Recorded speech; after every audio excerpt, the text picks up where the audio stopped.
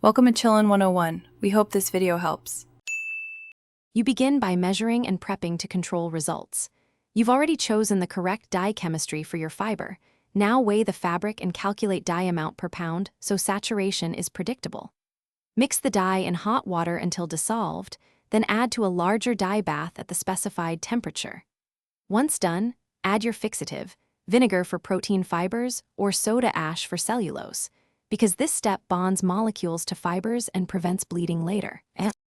You'll control color by agitation, temperature, and time. Start with steady stirring to distribute dye evenly for the first 10-15 minutes. This prevents splotches. Once the fabric accepts color, reduce movement and keep the bath within 10 degrees of the recommended temperature to maintain reaction rate. Check a test strip after 20-30 minutes.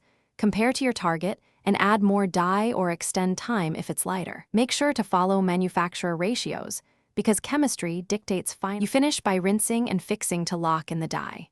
Start with warm water, then gradually cool while rinsing until the water is nearly clear. This flushes unattached dye. Apply the post-dye fixative for the recommended time to improve wash fastness and prevent transfer. If color is pale, you can re-dye immediately with a stronger bath.